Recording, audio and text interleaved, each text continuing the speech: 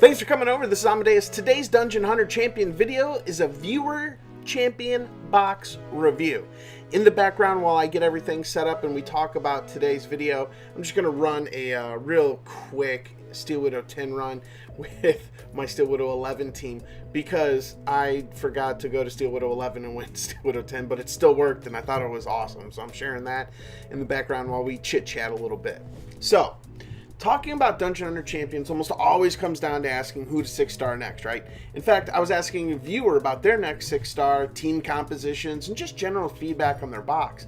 And after a while, I thought it would make a great video, and they were super cool about letting me share their box. So, here we go.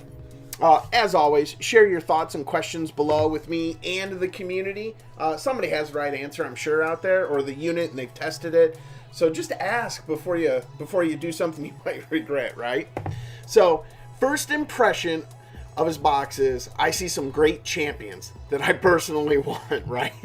I also see way too many 5-stars. Now this is a Dungeon Hunter Champion trap for sure, because it catches just about everyone but the most hardcore efficiency fanatics. So basically that means it's my biggest problem too. Now I make way too many 5-star units and not nearly enough 6-stars, right? But I'm able to grind my way out of that hole by building 1 to 2 6-stars a week, right? And if you aren't doing that, then it really helps just to focus on the 5 to 10 champions you need to get the most rewards in the beginning. So now Dungeon Hunter Champions did a great job of giving him some sweet champions. I am not going to dispute that. But who to 6-star next has 100% nothing to do with that. It's all about your progression. And for me to better understand progression, I always ask 3 questions when people ask me to help with their boxes. And first question is, how far can you get an Ultimate Blitz? How far or how fast is your ED10, ED11 team? And how far or fast is your Steel Widow 10, Steel Widow 11 team? So I think answering these 3 questions basically tells me where in the game we need to put our attention, right? Especially for the next 6-star. So for him, he can probably get through Epic, he says. That means that you're not doing Ultimate Blitz. And you're killing me, Smalls. Killing me. Can pre-flight ED10. ED11 takes too long. It's 2 minutes for Steel Widow 10. That's what he farms right now. And he has no Steel Widow 11 team. Okay. So, the number 1 priority in Dungeon Hunter Champions progression after scenario, in my personal opinion, is to get the rewards from Ultimate Blitz, Normal, Epic, and Legendary. Because I think this feeds your progression everywhere else because of the gems and the discs.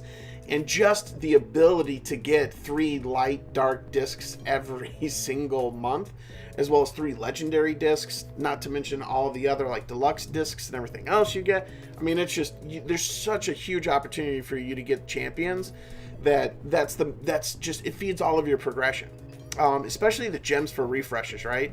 So, if I really to break it down, I think my opinion is that farming Elder Drake is a great way to get gear to do Steel Widow. Farming Steel Widow is a great way to get gear to do Ultimate Blitz a Legend.